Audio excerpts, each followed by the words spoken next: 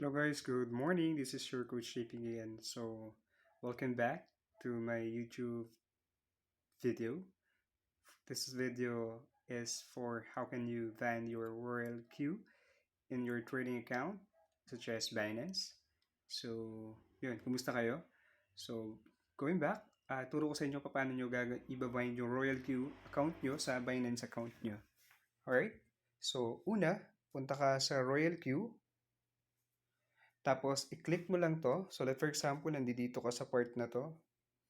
Sa may home area ka. Punta ka lang dito sa part ng API binding. Yan. Click mo lang yan. Tap mo yan. Tapos, i-tap mo tong Binance. Kasi Binance yung gagamitin mo. Okay?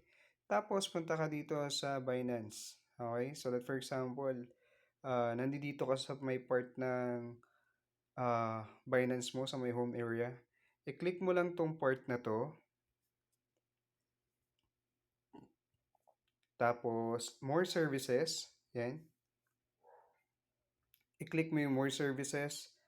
Tapos, scroll up mo ng onte. Hanapin mo API management. And then, i-uncheck mo tong part na to. Yan. I-uncheck mo siya. Tapos, itong part na to, scroll down mo yan. Yan. Para ma-check mo tong part na to. Okay? Check mo yan. Tapos, confirm. Tapos, confirm. Then, mapupunta ka dun sa security area. Security verification requirements, i-click mo yung email, tapos may marireceive kang code doon sa email mo na ginamit mo sa Binance. Okay? Copy mo yan, tapos punta ka sa Binance mo. Binance, then paste. Tapos Google Authenticator app, punta ka sa Google Authenticator, i-copy mo yung ibibigay na 6-digit, long press mo lang, tapos punta sa Binance, i-paste mo, then confirm. Ngayon, naka-uncheck nitong part na to, naka-uncheck na yan. Ang gagawin mo naman ngayon is i-click tong Create API. Click Create API, System Generated, tapos click Next. Then, lagyan mo ng label, lagyan mo Royal Q. Then, Next. Tapos, balik ka sa Google Authenticator, humihingi siya ng security verification. Yung 6-digit na binibigay ni Google Authenticator, long press mo para makopy. Balik ka sa Binance, i-paste mo. Okay? Tapos, itong part na to, edit mo lang siya. Click edit. Tapos, itong part na to, itap mo to. Itong may arrow down. Click mo yan. Tapos, scroll up mo. I-copy mo yung secret key. Long press. Then, copy. Punta ka sa Royal Q. Lagay mo sa secret key. Tapos, i-click mo naman tong encryption key ni Royal Q. Click copy. Punta ka sa Binance. I-paste mo siya dito. Click mo yung restrict access trusted IPs only. Then, paste mo lang siya dyan. Tapos, confirm. Tapos, ito, i-check mo tong enable, spot, and margin trading. Okay? Tapos, i-click mo yung save. Save mo siya ha.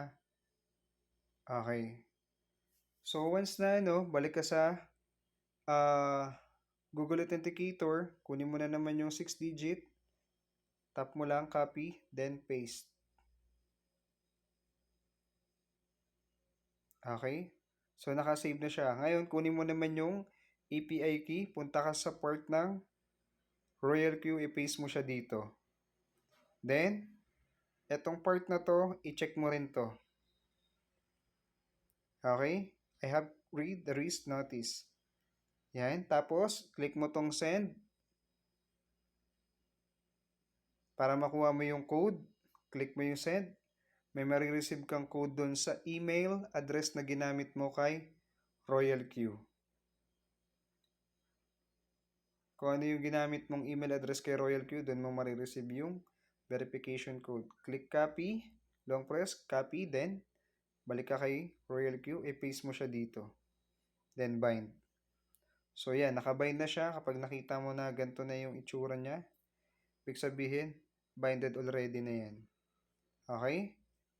Tapos, i-click mo tong strategy for automation purposes para makapag-trade na si Royal Q doon sa trading account mo. Wherein si Binance siya. So, makikita mo itong USDT fund mo. Ayan, sa spot wallet. Yan.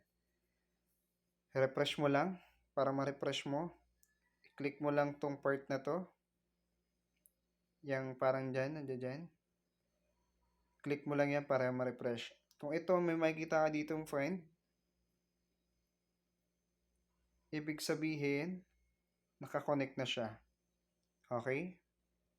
So, kung anong laman ng USDT fund mo sa spot wallet area, yun din yung laman na makikita mo doon sa Royal Q. So, ito siya. Yan. Kita nyo? Ngayon, patatakbuhin natin si Royal Q doon sa Binance. Click mo lang yung create, tapos click mo lang tong next. Okay? Advice ko lang sa inyo na we have a 3 trading setup or strategy na ginagamit ko Royal Q sa mga trading account. Yung isa cycle mode, isa sync strategy or copy trading. Yung isa naman is one shot. Okay, yung tatlong yon. Click mo na ngayon, going back tayo sa cycle mode or yung automation ng robot natin. Okay, ni Royal Q. Click mo lang next. Tapos, pili ka ng gusto mong currency or instrument na gusto mong ipatrade or cryptocurrency na gusto mong ipatrade kay Royal Q. It's either BTC, yan, Shiba Coin, XRP, Ethereum, Pepe Coin, basta kung anong gusto mo trip, basta nakalagay doon kay Binance. O halimbawa sa akin si Shiba. So, makikita mo, wala naman ditong Shiba o meron 42 pieces. Yan, 42 pesos siya. Yan, 42,000 pieces. Ayan, kita mo. Yan, meron siyang laman. O sabihin natin Pepe Coin na lang. Kung makita nyo dito, wala naman siyang Pepe Coin, di ba? So, punta tayo dito. Bawa, Pepe Coin. Hindi, sabihin na lang natin XRP. Kung makikita mo dito, wala naman akong XRP dito, di ba? Wala akong asset na XRP. So, si Royal ko yung bahala mag-trade yun. Halimbawa, XRP. Yan, click ko lang yan. So, itong part na to, di ba, meron tayong one shot, sync strategy, tsaka, tawag dito, cycle mode. So, ito yung strategy mode. Ito yung button naman para magpalit-palit si cycle mode tsaka si one shot. Okay? Kung makikita mo, pag click ko itong one shot, nag-iiba to. Hindi, strategy mode mo na pala. Hindi, trade setting pala, sorry. So, click mo na yung save. Yan. Tapos, ito, mababago-bago nyo yan. Yan, mamimili ka ng mode. Itong warehouse, bid mode, ganyan. Click sure. Depende kung anong trip mo dyan. Meron akong previous videos kung anong purpose na itong strategy mode. Panoorin nyo na lang siya sa YouTube video ko. So, basta ito, i-refresh ko lang sa inyo kung paano siya gagamitin, paano siya bago-baguhin. Okay? Yung one shot, ganun din yan. Oh. Kita nyo, click ko yung one shot, naging, ito, halimbawa, one shot. Naging one shot siya. Naka one shot mode siya. Diba? Naka one shot. Ngayon, pag click ko tong cycle, click cycle, nabago siya. So, naging cycle mode na siya. Okay? Yung trading setup naman, eto nababago naman to, nako-customize to, depende sa trip nyo. Pero based sa experience ko, kahit naman yung default system niya yung gamitin natin, okay lang din naman. Okay? So, for example, ito, gawin natin lang tong 5 USDT or ano ba? 5 USDT yan. Tapos, save lang natin siya. Okay? So, yan. Mayroon na siyang trading setup. Meron na rin siyang nakasetup na siya. Paandarin na lang natin siya. I-click mo lang tong part na tong activate para mag-run siya. Okay? Pag-click mo yung activate, ayun, nag-run na siya. Okay? Pag nakikita mo na nakaganto tong part na to, ibig sabihin yan, nakarun na yung Royal Q dun sa trading account mo sa Binance. Okay? So, makikita mo siya na running siya dito sa part na to. Okay? Nakabili na siya. Nakaposition na. Bumili na siya ng $6. Okay? Bumili siya ng $6. Yan.